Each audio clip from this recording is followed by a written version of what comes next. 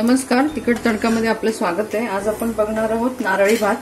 त्याच्यासाठी इथे मी 2 वाट्या आंबेमोहर तांदूळ घेतलेला आहे, जो मी 1 तास धुवून बाजूला ठेवला होता। इथे थोडेसे ड्रायफ्रुट्स घेतलेत, मनुका आणि काजू। इकडे 4 लवंगा आणि 2 वेलची घेतलीत आणि एक दालचिनीचा तुकडा घेतलाय। आपला जेवढा तांदूळ आहे तेवढाच गुळ घेणार आहोत। तुम्ही तुम्हाला गोड आवडतं त्या प्रकारे घ्या। इथे आपण इथे तूप टाकले, मी साजूक तूप, त्याच्यात 2 वेलची, 4 लवंगा आणि एक दालचिनीचा तुकडा टाकलाय। परतून घेऊ।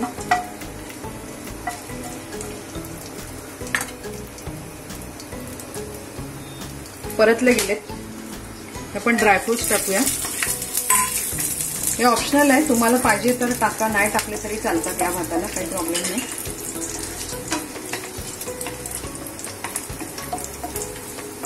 आपल्याला आता हा आंबेमोहर पूर्ण शिजवून नाही घ्यायचा आहे, 80% साधारण शिजवायचा, 80-90।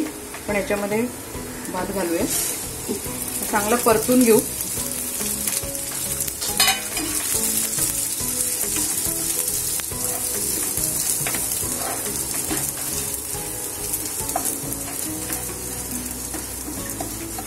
तुम्ही ते बासमती पण घेऊ शकता, पण आंबेमोहरला एक स्वतःचा असा एक सुगंध असतो, म्हणून मी आंबेमोहर वापरलाय।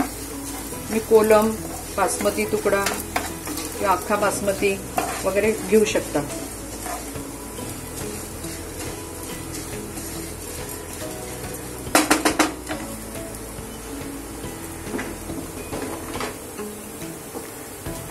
चिमूटभर मीठ टाकते।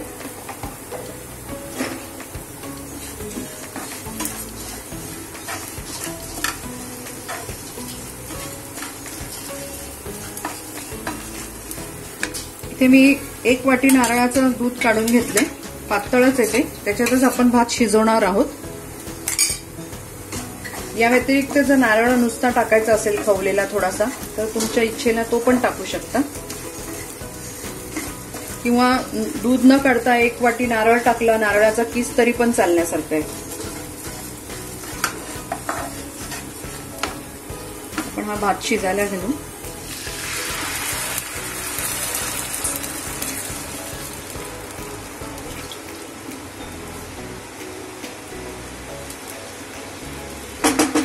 आपण हा भात शिजवून घेऊया,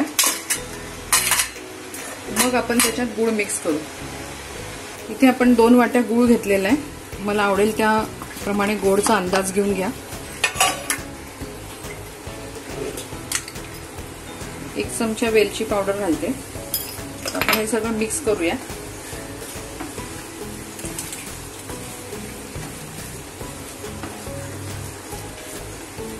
भात आपला थोडा अर्धा शिजलेला आहे, हे बघा, पूर्ण शिजलेला नाहीये, त्याच्यात मी गूळ घातलंय। आता गुळामध्येच हा बाकीचा शिजला जाईल। 1 चमचा तूप घालूया, थोडासा नारळ, हा पण ऑप्शनल आहे, कारण आपण नारळाचं दूध घातलंय, त्यामुळे नाही घातला तरी चालेल। आपण हे सगळं मिक्स करू आणि याला तर चांगली दणदणीत आपली 5-7 मिनिटं तरी वाफ येऊ देऊ, म्हणजे आपला उरलेला तांदूळ जो आहे भात, तो चांगला शिजला जाईल आणि गूळ पण पातळ होईल।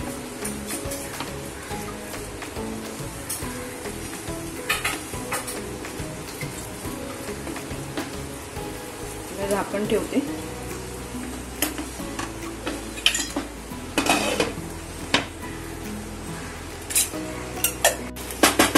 आपला इथे भात जवळ झालाय।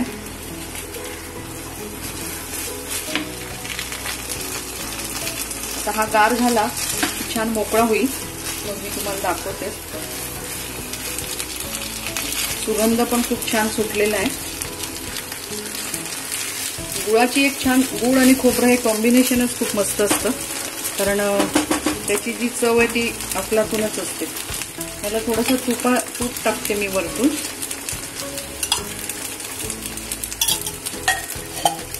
तर 2 मिनिटं फक्त आपण वाफ देऊ त्याला, की आपला भात तयार।